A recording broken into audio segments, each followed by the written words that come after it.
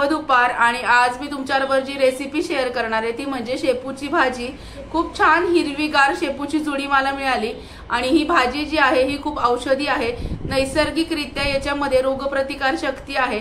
सांधेदुखीचा जर त्रास होत असेल तर मधूनमधून ही भाजी जर खाल्ली तर त्याचा खूप फायदा होतो। व्हिटॅमिन सी आहे आणि उन्हाळ्यासाठी आणि पोटाला थंड आहे। तर शेपूची भाजी कशी करायची अगदी सोप्या पद्धतीने 5 ते 7 मिनिटांमध्ये होते। कोरडी भाजी कशी करायची ते तुमच्याबरोबर शेअर करते, चला बघूया।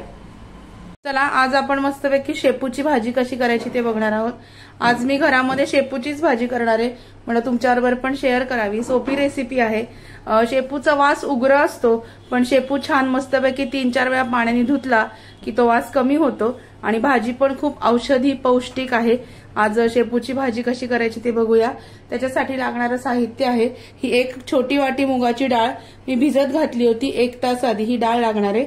लसूण आणि मिरची, छान शेपूची जुडी होती, बारीक शेपू चिरून घेतलाय हे बघा आणि स्वच्छ धुवून घेतलेला आहे। आता ही लसूण आणि मिरची आपण छान मिक्सर मधून काढून घेऊया। लसूण मिरची मी मिक्सर मधून मी आता बारीक करून घेणार आहे। याला दाण्याचं कूट पण छान लागतं, पण दाण्याचं कूट मी घालत नाही। हे मस्तपैकी वाटून घेऊया।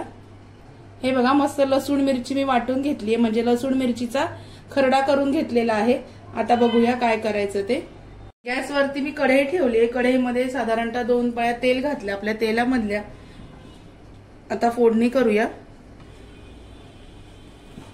जिरे आणि मोहरी घालून, थोडीशी मोहरी,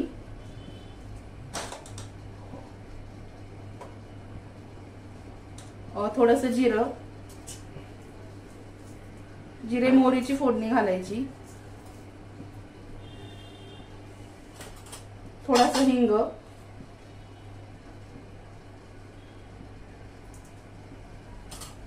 हे छान तडतडलं की मग आपण हळद घालूया। याच्यावरचं पाणी मी काढून टाकते।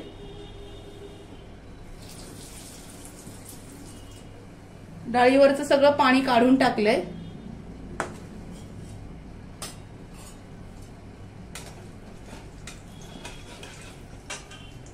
आता याच्यामध्ये आपण हळद घालून घेऊया।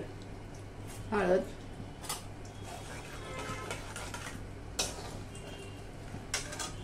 आणि ही जी डाळ आहे ही याच्यात घालणार आहोत।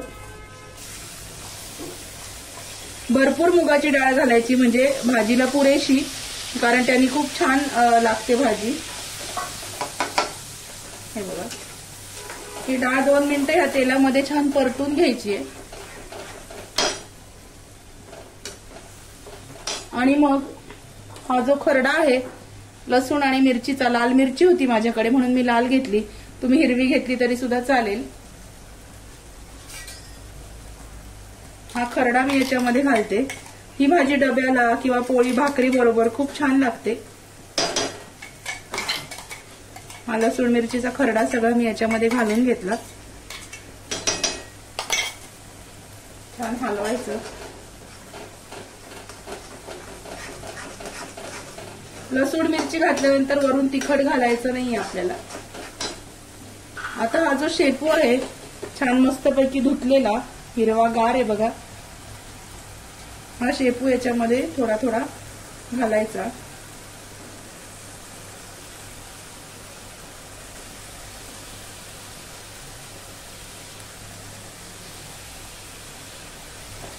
हे बघा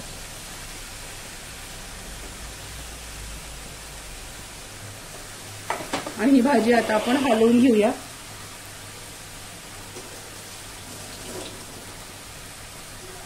ही भाजी मस्तपैकी हलवायची। गॅस जरा कमी करायचा।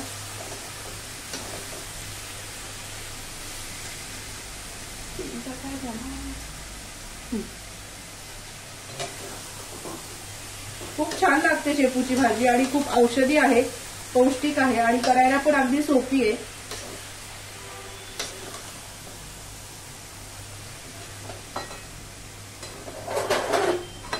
उन्हाळ्यामध्ये पालेभाज्या खायच्या असतात कारण आपल्याला आवश्यक असतात, म्हणून ही भाजी हलवायची। थोडंसं झाकण ठेवायचं म्हणजे वाफ आली की ती खाली बसते आणि मग व्यवस्थित आपल्याला हलवता येते। मुगाची डाळ मात्र याला लागतेच, कारण मुगाच्या डाळीशिवाय भाजी होत नाही, ती चांगली लागत नाही म्हणून. हे बघा, ही भाजी मी मस्तपैकी हलवून घेतलेली आहे. याच्यावर आता आपण झाकण ठेवूया. ती मोठी ताटली दे, झाकण ठेवून घेऊया. दिसायलाच किती छान मस्त हिरवीगार दिसतीये. आणि आता बारीक गॅस करायचा, थोडासा पाण्याचा हपका द्यायचा किंचितसर, म्हणजे यालाच पाणी जे आहे ना याला मिक्सरला लागलेलं, याला थोडंसं याच्यात थोडं पाणी घालून तेच पाणी याला लावायचं. अगदी थोडं पाणी घालायचं म्हणजे शिजायला खाली लागत नाही, भाजी खाली बुडायला लागत नाही. हे बघा पाणी घातलंय, आता झाकण ठेवते मी. हे बघा हे झाकण मी आता ठेवते एक 5 ते 10 मिनिटांसाठी, मग बघूया. आता भाजीला वाफ आली असेल आपल्या. हे बघा वाफ आलेली आहे. आणि आता एक वाफ आल्यानंतर मग मीठ घालायचंय, कारण मुगाची डाळ आहे मग ती थोडी शिजायला वेळ लागतो त्याच्यामुळे. आता अंदाजाने मी मीठ घातलं. एकदा भाजी हलवून मीठ घातल्यानंतर परत एक दणदळून वाफ काढायची 5 मिनिटांसाठी. किती छान हिरवीगार भाजी दिसतीये बघा. मी म्हंटल ना ती थोडी आधी हलवायला जड जातं. एक वाफ आल्यानंतर भाजी खाली बसते, दाबली जाते. हे बघा मस्तपैकी भाजी तयार आहे. आणि आता आपण परत एकदा झाकण ठेवून वाफ काढून घेऊया. हे बघा भाजीला मस्तपैकी वाफ आलेली आहे, भाजी छान झालेली आहे. खूप सुंदर अशी आपली शेपूची भाजी तयार आहे. हे बघा. आणि हे जे थोडं पाणी तुम्हाला दिसतंय हे काय करायचं, पाणी आटण्यासाठी गॅसवरती अशीच भाजी न झाकण ठेवता 5 मिनिटं तशीच ठेवायची. पाणी जे आहे हे आटून जातं, त्याच्यामुळे हे बघा मस्त हिरवीगार अशी याची भाजी आहे, ही तयार आहे आपली शेपूची. आणि हे पाणी पण काय करायचं, हे आटण्यासाठी झाकण ठेवायचं नाही, मीडियम गॅसवरती बिना झाकणाची अशीच भाजी उकळू द्यायची 5 मिनिटांसाठी. पाणी आपोआप आटून जातं आणि भाजी कोरडी होते. हे बघा मस्त अशी आपली शेपूची भाजी तयार आहे. आणि अशी सुद्धा चांगली लागते, थोडासा रस्सा असला ना पाणी त्याला तरी पण चांगली लागते.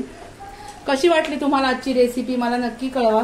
रेसिपी आवडली असेल, आजचा व्हिडिओ आवडला असेल तर व्हिडिओला लाईक करा, शेअर करा, सबस्क्राईब करा. भेटूया अशाच नवीन व्हिडिओमध्ये नवीन विषयाबरोबर उद्याला. तोपर्यंत तुम्ही स्वतःची काळजी घ्या आणि नक्की शेपूची भाजी करून बघा, उन्हाळ्यामध्ये खूप चांगली असते. स्वतःची काळजी घ्या. Bye bye.